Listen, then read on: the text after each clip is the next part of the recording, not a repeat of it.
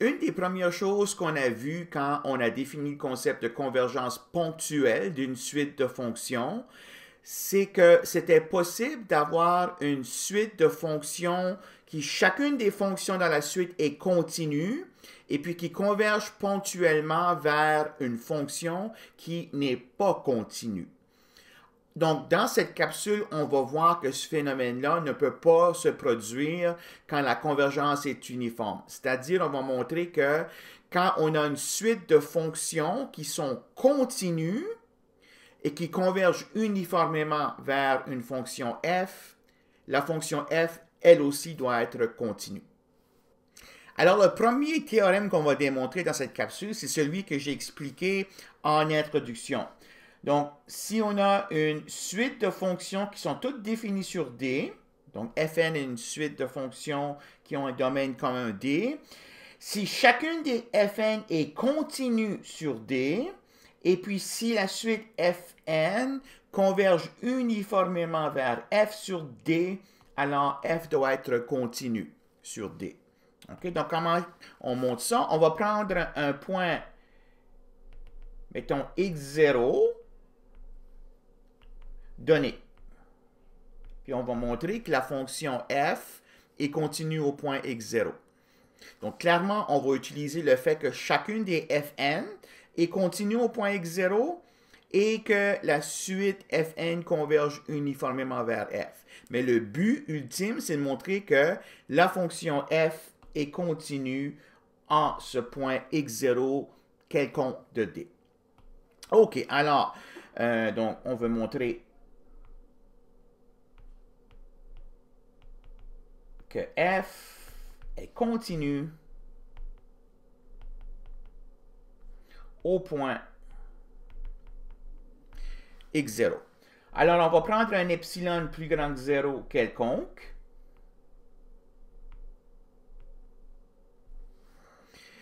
Puis, on veut trouver, donc,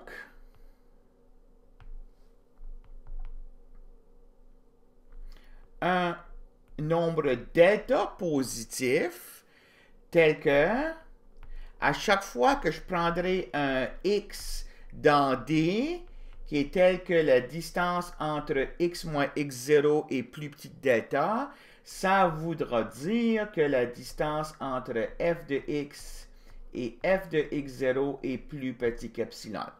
Okay? Donc, c'est ça qui est le défi. On veut trouver ce delta-là.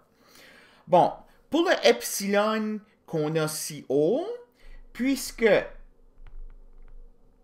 la suite fn converge uniformément vers f sur D,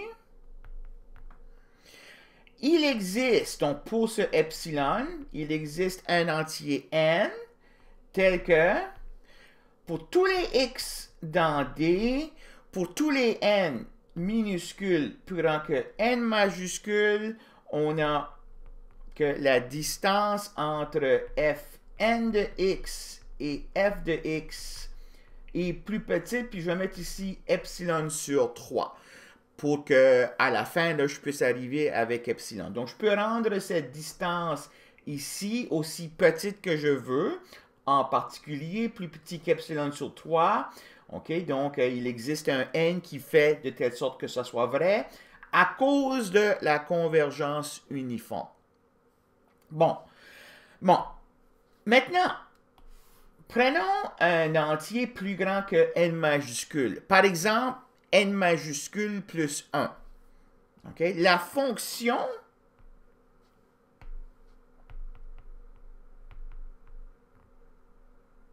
donc, puisque la fonction f avec l'indice n majuscule plus 1 est continue sur D,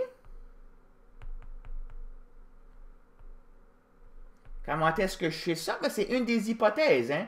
Tous les fn sont continus sur D. En particulier, c'est vrai pour celle-ci. Donc, elle est aussi continue. C'est qu'elle est continue sur D, elle est continue au point x0.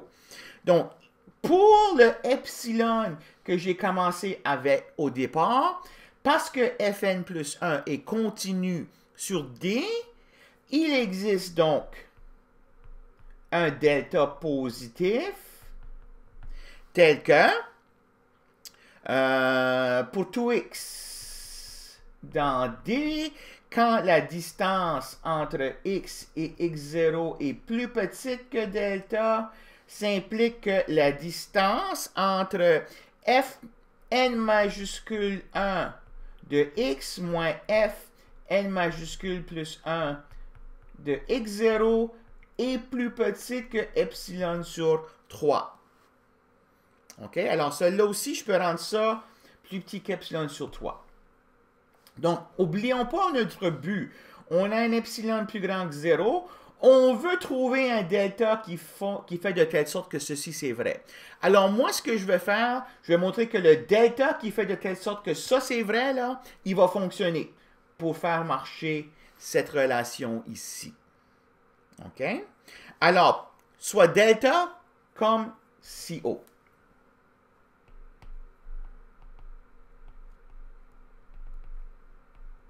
Soit le même delta que CO. OK? Donc, à chaque fois que je prends un x dans D, tel que la distance entre x et x0 est plus petite delta, je vais montrer que la distance entre f de x et f de x0 est plus petit que epsilon. Alors, je vais utiliser un truc qu'on a déjà utilisé à plusieurs reprises. Je veux faire intervenir ici là, la fonction fn majuscule plus 1. Alors, ce que je vais faire, c'est que je vais l'ajouter puis la retrancher. Mais je vais faire ça un petit peu différemment parce que j'ai besoin de sa valeur au point x et sa valeur au point x0. Alors, je vais écrire ça comme f de x moins f n majuscule plus 1 de x plus f n majuscule plus 1 de x. Alors, je retranche et je rajoute. Je retranche f n majuscule plus 1 de x0 plus f n majuscule plus 1 de x0. OK, donc ici, c'est clair que ça, c'est 0. C'est clair que ça, c'est 0. Puis, il me reste maintenant à mettre le moins f de x0 ici. Moins f de x0.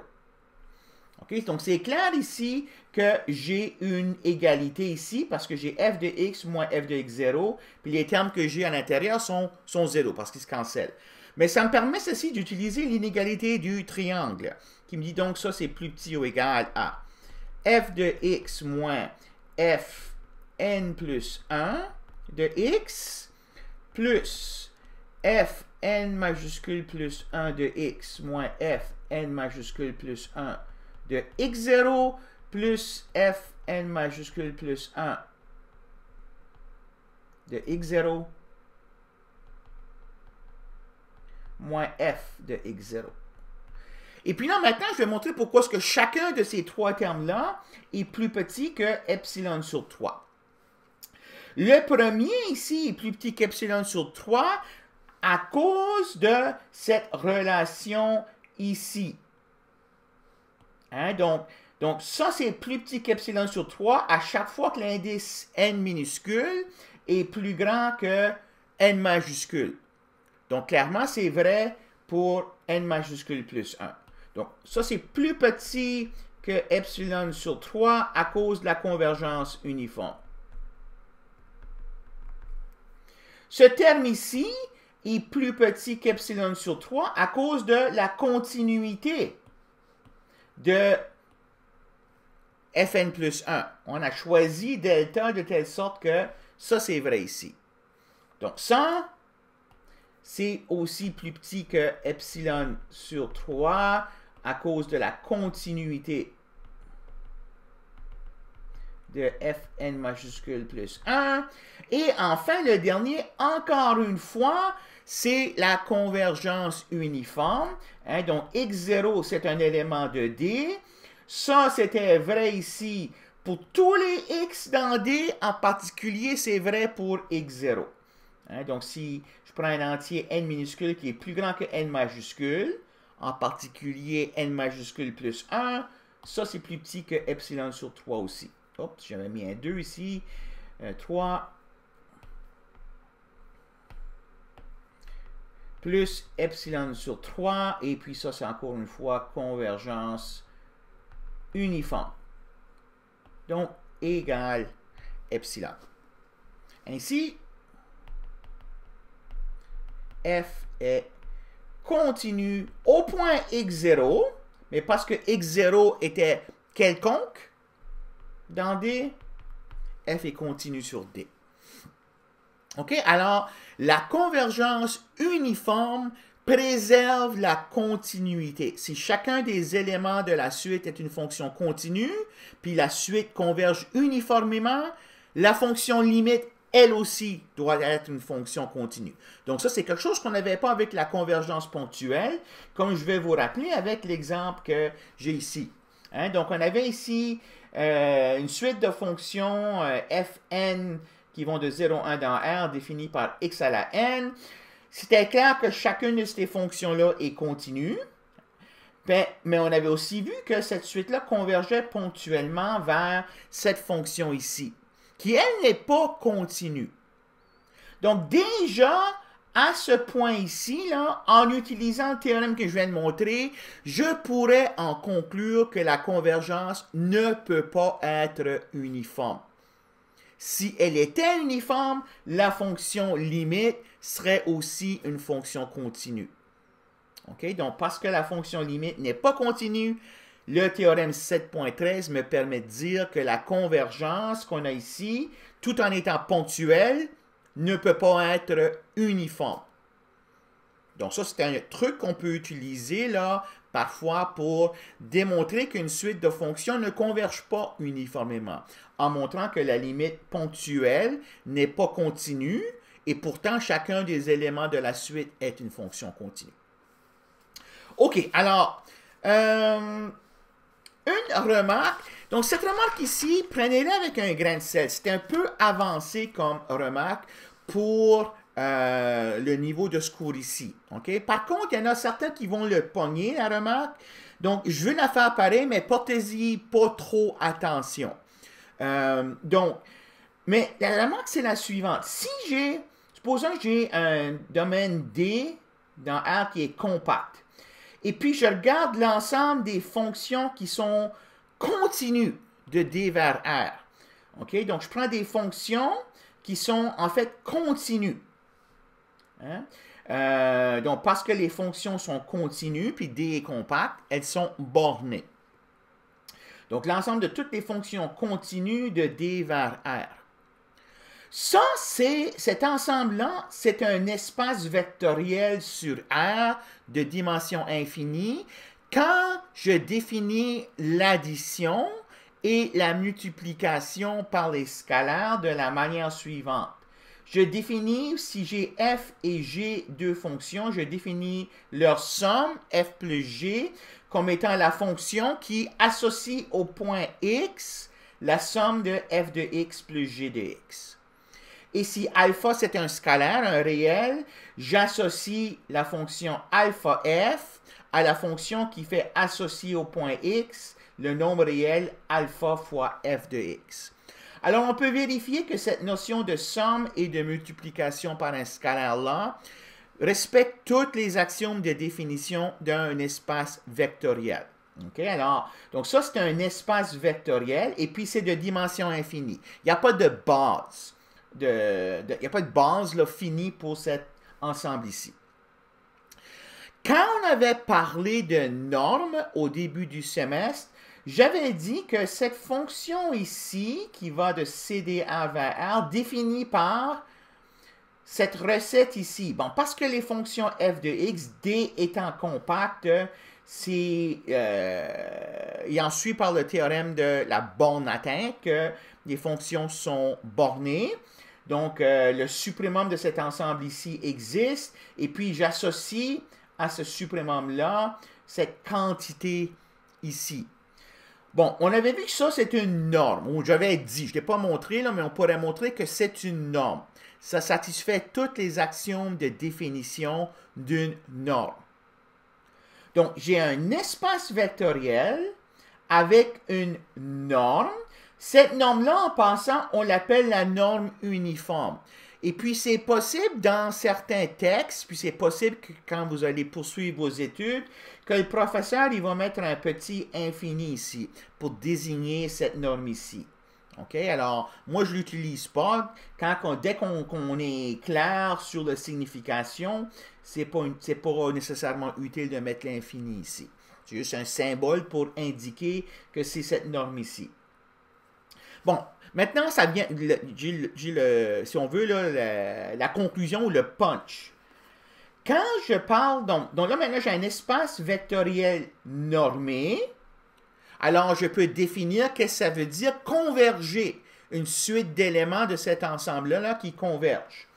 Bon, la convergence dans cet espace vectoriel normé-là, c'est précisément la convergence uniforme. Donc, la convergence uniforme, c'est exactement la convergence dans l'espace vectoriel normé qu'on a ici, dans le sens qu'on a déjà défini qu'est-ce que ça veut dire converger dans un espace métrique ou en particulier dans un espace vectoriel normé. Okay? Donc ça, c'est le théorème 7.10 qui nous dit ça, qui nous avait dit que la suite Fn convergeait uniformément vers F si et seulement si le suprémum de Fn de x moins f de x était 0. OK? Alors, on avait vu au théorème 7.10 essentiellement que la convergence uniforme, c'est la convergence par rapport à cette norme-là. Donc, la seule chose qui est nouveau ici, c'est d'avoir identifié ceci là, comme étant une norme. OK? Le théorème 7.13, qu'on vient juste de voir en début de capsule, nous dit que la limite d'une suite convergente dans cet espace-là, c'est aussi une fonction continue. OK? Donc, si j'ai une suite qui converge, la limite est dans cet espace-là. Et enfin, le critère de Cauchy qu'on a vu à la fin de la dernière capsule, le théorème 7.12, essentiellement nous dit que quand une suite est Cauchy par rapport à cette norme ici, elle converge par rapport à cette norme ici. Okay? Donc, si on met l'énoncé du théorème 7.12 dans le langage de norme, c'est ça que ça nous dit. Donc, le punch, c'est que l'espace vectoriel normé de toutes les fonctions continues qui vont de D vers R, muni de la norme uniforme, c'est un espace de Banach. OK? Alors, si on veut, c'est l'exemple le plus simple d'un espace de Banach qui est différent de Rn. OK? Donc, ça, c'est un espace de Banach que vous allez utiliser là, dans la suite de vos études en mathématiques. Le fait que cet espace-là est Banach, ça va être très important. Donc ça, c'est la première remarque. Comme je dis, c'est une remarque à prendre avec un grain de sel. Si vous n'avez pas compris ce que j'ai dit, c'est pas grave pour ce cours ici. Vous allez revoir ça dans un cours de maths antérieur, mais pour les quelques étudiantes qui sont plus avancés, qui commencent à vraiment comprendre les concepts, là, ça, c'est une remarque importante. Ensuite, ceci est important, cette remarque ici. Si j'ai une suite de fonctions continues sur D et qui convergent uniformément vers F sur D. Alors, si je prends un point qui est à la fois dans D puis un point d'accumulation, quand je regarde la limite de la limite, mais regardons ici, ça c'est la limite quand n tend vers l'infini, puis ça c'est la limite quand x tend vers x0. Okay? Donc, c'est deux limites différentes. Alors, je dois les faire, quand j'ai ceci, je dois les faire de l'intérieur vers l'extérieur. Donc, je calcule d'abord la limite dans la parenthèse. Parce que Fn, donc ici, je vois n comme étant fixé. Parce que Fn est continu, la limite quand x tend vers x0 de Fn de x, c'est Fn de x0. Ça, c'est par continuité de Fn. Et à cause que j'ai convergence uniforme, ça c'est f de x0. Hein, la suite fn de x0, ok, converge numériquement vers le nombre f de x0. Si j'ai convergence uniforme, j'ai convergence ponctuelle. Donc, cette suite numérique-là converge vers ce nombre-là. Ça, c'est par convergence de fn vers f. D'autre part, si maintenant j'interchange la position des limites, que je calcule d'abord ceci, puis ensuite je calcule ça. Bon, ben, ça, la limite à l'intérieur, ça va être f de x, parce que j'ai la convergence de fn vers f.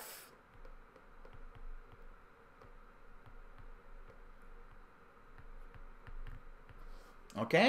Et puis, parce que la fonction f est continue, théorème qu'on vient de voir en début de capsule, ça aussi, c'est égal à f de x0.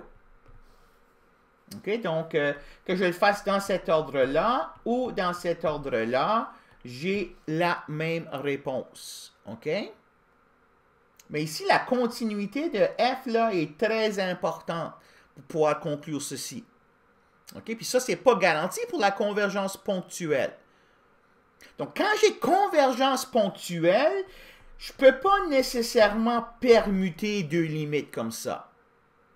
Mais quand j'ai la convergence uniforme, je peux le faire. OK? Donc, quand vous voyez un cours, mettons, plus appliqué, comme un cours de physique ou un cours d'économie où le prof fait cette permutation-là, sous-jacent, là, c'est l'hypothèse qu'il faut que la convergence soit uniforme. Autrement, ce n'est pas garanti de pouvoir faire cette permutation-là. OK?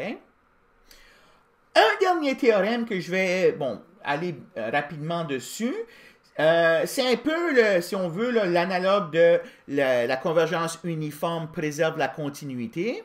La convergence uniforme préserve aussi la propriété de borner. C'est-à-dire, si j'ai une suite de fonctions définies sur D, qui sont toutes bornées sur D, et puis que cette suite-là converge uniformément vers F, alors f est borné aussi sur D.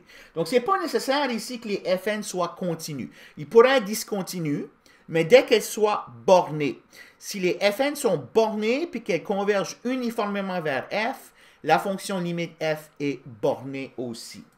Donc, on va utiliser la convergence uniforme. Donc, la définition epsilon n majuscule est satisfaite. Pour tout epsilon, il existe un n majuscule en particulier.